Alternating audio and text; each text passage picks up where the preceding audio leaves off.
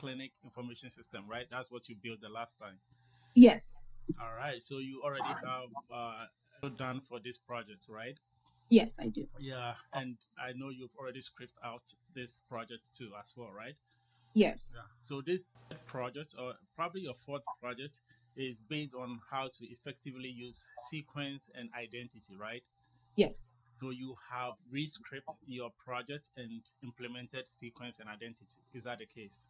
I sure did. All right. Yes. So can you take us through uh, the whole project to this very requirement that we are supposed to implement sequence and identity? If you're all set, you can go ahead. Okay. So this is the document that was provided to me for my project, and the objective of this project or this assignment was to identify the key entities and how they interact with each other. So I went ahead, read my document, and created my conceptual model, which I will be showing shortly. So this is a brief overview of my document. Whenever you have a chance, you are able to read it. And I would go ahead and show my conceptual model. Okay. So what you see here is my conceptual model. So in this model, I had to identify the entities that actually exist in the required document that I recently just showed as well too, and how they all interact with each other. So I used some symbols to identify the relationship. So in this, you see a rectangle, and the rectangle that you do see here shows what my entities are. And I also use diamond shapes to show the entities and the interaction with each other based on their relationship. So I will be focused on, in my project, I'll be focusing on the patient and on the health programs, so that it's not quite confusing. So I have patient, which is my entity, and I have a diamond shape that shows enrolls. So a patient can enroll in healthcare programs. So the relationship would be the enrollment portion. And then, sorry. Yeah, go ahead. Yeah. And then I proceeded into creating my logical model, which I will be showing next. Okay. So this right here you see is my logical model. So in this model, it adds a little bit more of it adds a level of additional detail to my conceptual model. So I'm building based off what I just showed you, which was my conceptual, into my logical. And in this logical model, it identifies the attributes, which gives a little bit more detail about our entities. So as you can see, I have my patient. This is my patient table. And what you see here listed here are my columns. So these are all the attributes that were provided based on what the requirements that were provided in my document. So it already exists in my required document that I already read through and identified each of these attributes. So I have a patient table here, and in the logical, I went ahead and identified my primary key. So my primary key you see here is my patient ID. I also identified my foreign keys as well too, which I'll also base off and go a little bit more into details about too. I went ahead and identified my attributes on my patient table, which were first name, last name, date of birth, gender, address, phone number, emergency contact, first name, last name, and as well as the phone number. So in this as well too, I went ahead and identified my cardinalities, which are the relationships between that established between each tables as well too. So like I said, I will be focusing on the patient enrollment and the health programs to give a little bit more understanding. So in a relational database, there can never be a many-to-many relationship. So I had to, and my patient and in my health program has a many-to-many relationship, meaning a patient can enroll in many, or a patient can be in many healthcare programs, and healthcare programs can have many patients enrolled. So I had to go ahead and build a bridge table, which you will see right here as my enrollment program table. So in using this, I'm essentially changing my many-to-many relationship into a one-to-many relationship, making my many-to-many relationship resolved. So as you can see, it's represented by this arrow right here. this slash, and it says this means one to many. So one patient can be enrolled in many programs or can have many enrollments. And then as you see right here too, my healthcare program is one to many. So that relationship is officially being resolved. I use a bridge table, which I identified as my program enrollment table. Awesome. And then I went ahead.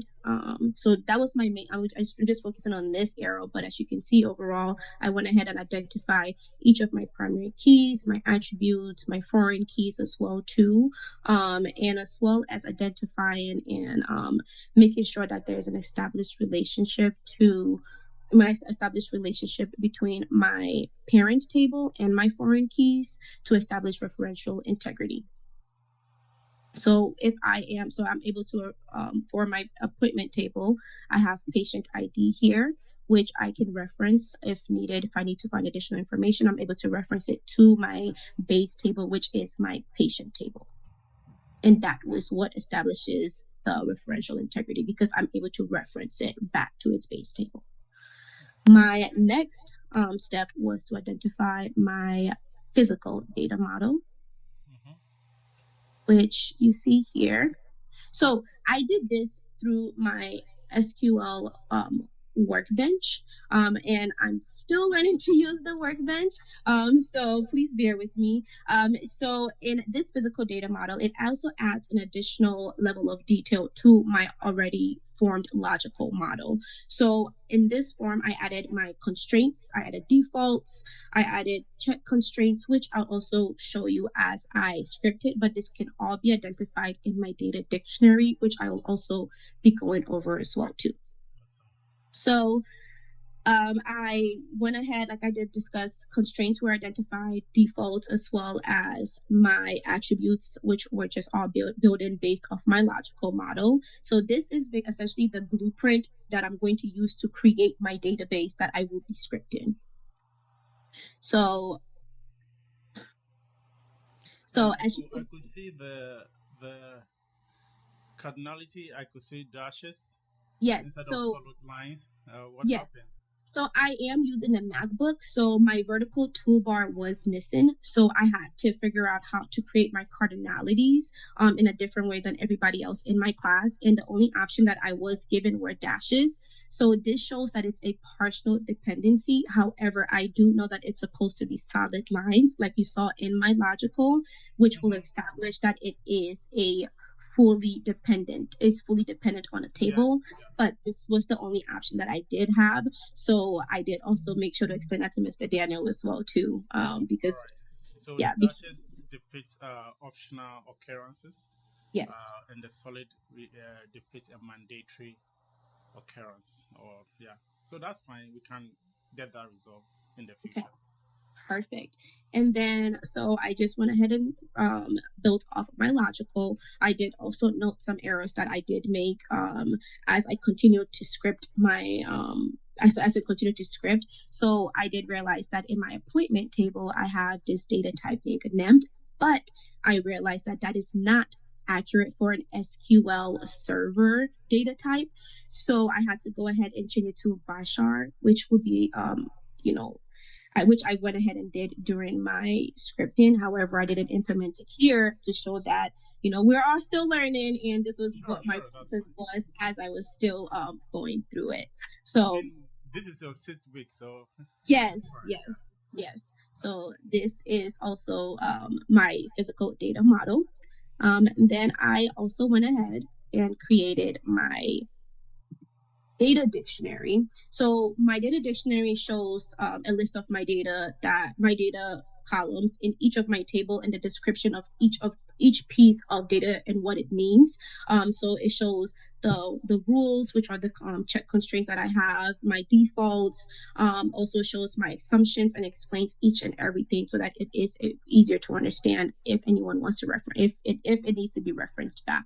So this right here, essentially what you see, as I said, I will be focusing on the patient. So this is my patient table, and I have all of my. Are you able to zoom in? Yes, Zoom I can. a little bit. Okay, all right. So So this is my patient table. Like I did discuss, I have all my attributes listed. So I have the columns, I have all my attributes listed, what each of the column description is, the data types, and I did discuss as I continued to, proceed in scripting, I did end up changing this data type. So this would be inaccurate, but I would later on fix as time goes on. It also has the description for each of the data types, my defaults that I did use, my default descriptions. It has, I can't see the top, but I believe this is my primary key. There were no foreign keys identified, so I did not include any in my patient table. I showed what my unique values were, the description as well too, my not now and the description for that. And in this format, I do have a check constraint. So I went ahead and included that.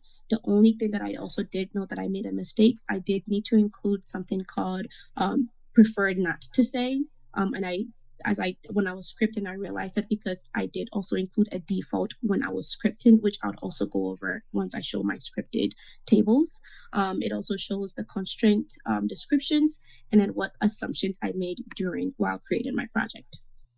Awesome. Okay. All right. And So then this is just for the patient, right? yes. Are you able to show any instance, any other objects? Yeah. Let's see. Sorry, 1 second. So it's about 17 pages, right? Yeah, it's supposed to be 18. I did miss just one data table that I did mix, so I will go ahead and include that as well later. I did realize that as well too. So I have a total of 18 tables that I created, which is quite a lot. But it all works out and was really formatted and structured. So here I have like appointment table, which also includes all my columns in the exact same format as my patient table did.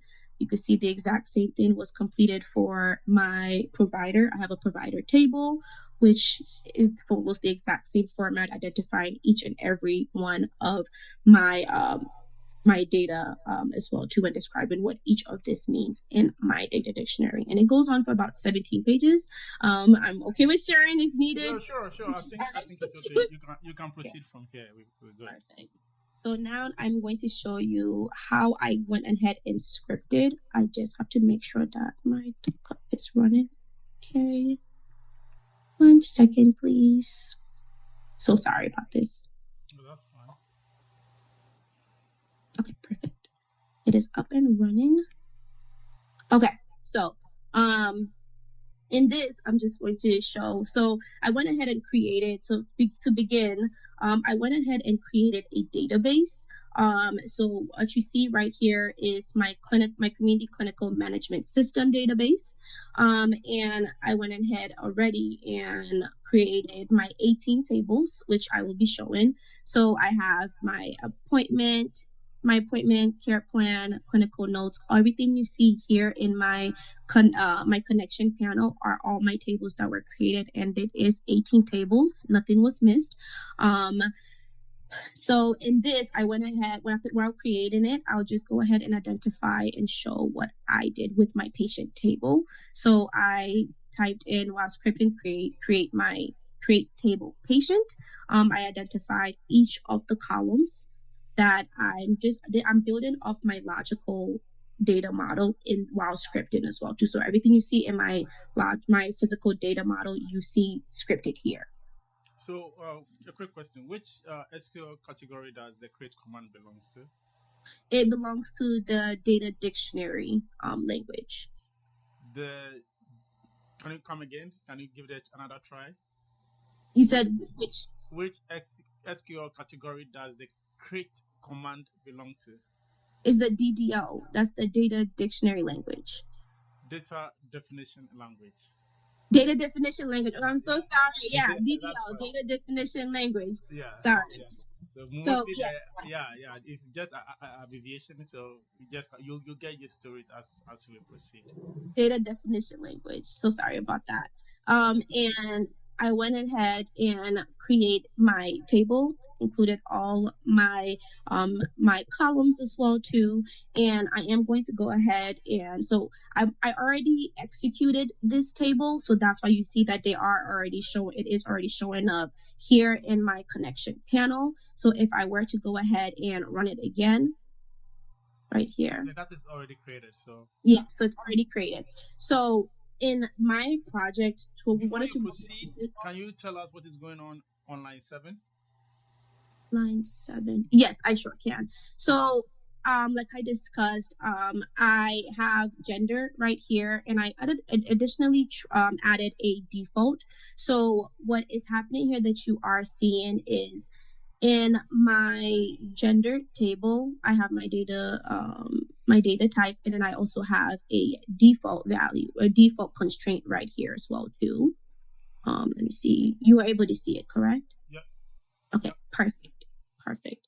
And in my default, I this is a an automatic value that gets inserted when there's no value that is provided. So this value must follow an allowed value that will be identified in my check constraint. So as you can see, I have my check constraint here as well too, and these are particular values or rules that are the only values that are allowed to be inserted, included when using my defaults. So I have my check constraint in gender. It can either be F, and you can see when you look through my data dictionary, F stands for female, M stands for male, O stands for other, which is identified in my data dictionary, and then preferred not to answer, which is an option for some patients that do not prefer to answer. So if I am running this, you would be able to see if there's no values included at all. You would see it as preferred to not to preferred not to answer, which I did also include when I also went ahead and inserted some values. So I already That's awesome. scripted. Can you please go up a little bit? Yes. Since this presentation is on identity and sequence, Oh, so what is yes. happening in line 3? So in line you said line 3. Oh, yeah. So in line 3 right here, so our objective or our project that we're working on right now is using identity columns and sequence. So I decided to use identity for this portion of my project. So what identity columns is, it basically generates sequence numbers that automatically increase by increments that we identify. So what you see here, this first number that you see is called a seed value, and this is called a seed value, and the second one you see is an incremental value. So what I'm essentially saying is I want my values to start with 1, and then I want it to increase by 1. So it should be 1, 2, 3, 4, 5, depending on how much data I have already inserted. Okay, awesome. So I'm going to go ahead and run this so that you would be able to see how I use my identity column. 1 second.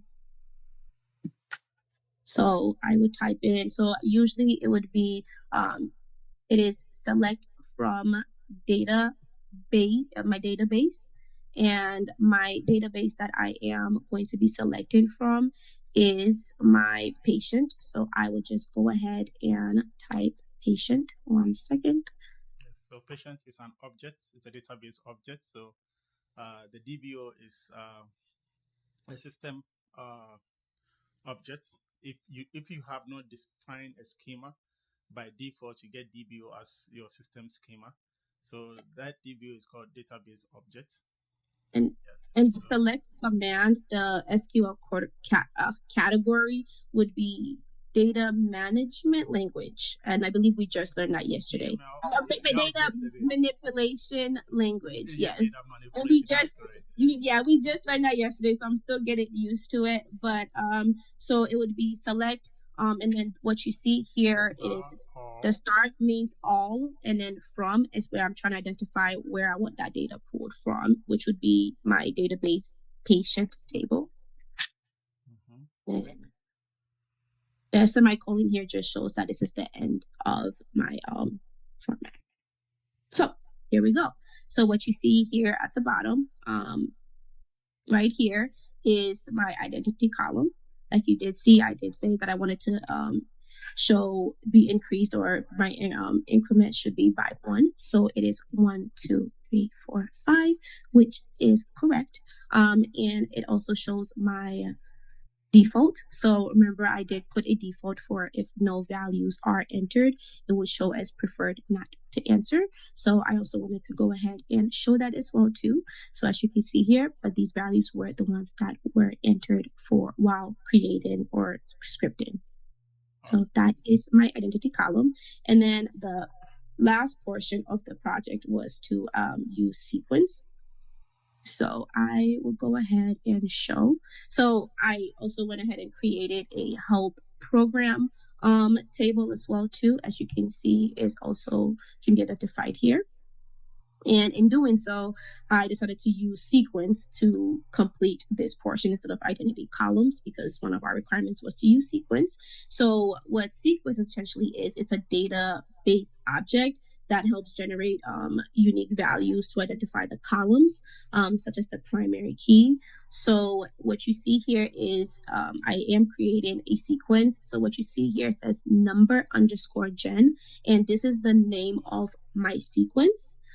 So then I also placed it as start with 100. So just like I would like it, my values, my value to start with 100 and then increment by 1. So increase by 1. So it's essentially the exact same well, not the exact same format, but creating the same idea as my identity columns, but this would be 100, 101, 102, 103, 104, 105.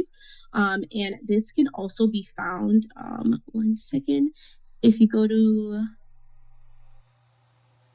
programmability right here, sequence, you would see that I have already stored my number gen sequence right here. So in the future, if I would like to use, I'll be able to use it or apply it to each of my tables in the future. So I went ahead and created that, already inserted some values as well too. So to execute it, I will show you how it would look as well too. I believe that was my health program table. My health. Okay, I could just click that and run it or execute it. And as you can see right here, sequence is being applied 100, 101, 2, 3, 4 as well too, because I have 5 inserted values as well. And then I think the last thing I wanted to also show how it works with foreign keys, because I don't think I established or established that, or at least a little bit on it. So I have a create program enrollment table. Okay.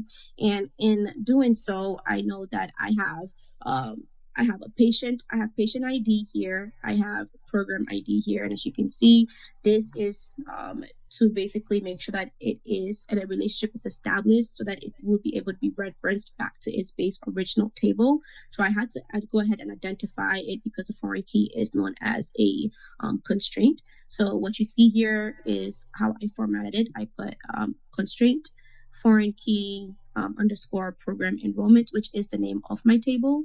And this is the name of the base table, which is my patient table. I went ahead and identified the foreign key, which you can see right here is patient ID. Patient ID and shows that it references the patient table. And this is the patient ID. As you can see right here, I did the exact same thing for my program ID. As you can see right here, for the foreign keys also identified, and then what table it references is also included right here.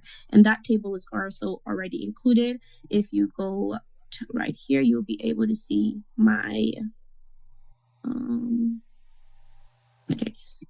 This is my primary key. And then if you go to constraints, I don't know why it's not. Essentially, if you go down to constraints, it should show that. You can also show the drop down the column folder. Oh, yeah. You know what just happened? Sorry, I was clicking the wrong table. There it is. So these are. Yeah, I was clicking the wrong table. So these are my foreign keys that you can see right here as well too. So in order to make sure that my values are aligning with, and I'm able to reference it to its base table, I had to go back and identify what values were used so that I'll be able to include it and by inserting my values correctly. So as we know, I went ahead and identified my patient ID, and those values were 1, 2, 3, 4, 5. So as you can see here, I did that by going back, running that table,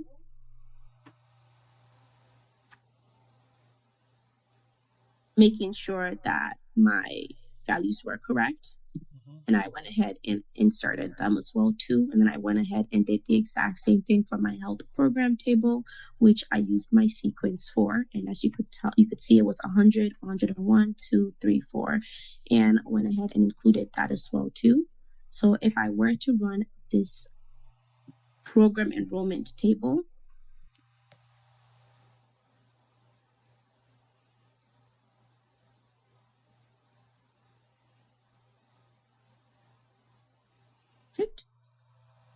program enrollment table, you will see that it references the patient ID right here is correct, and it would be able to reference its original base table, as well as my program ID as well too will also be able to reference its original base table, establishing that relationship and making sure that referential integrity does exist and is valid. Awesome. All right. Okay. Thank you very much. I think you did awesome. I'll give you a 95 out of 100 for this 95 one. is it? It's probably because Yeah. I said data dictionary language, Oh no, right? that's very very much acceptable. I mean, it's a learning process, so hey, yeah. But just for the workbench cardinality But yeah. issue that you have, yeah, we just have to resolve it. We check the installation process, and if you are missing anything, we'll just resolve it. But overall, you did awesome. Just have to keep practicing and practicing. Yeah, you're already there.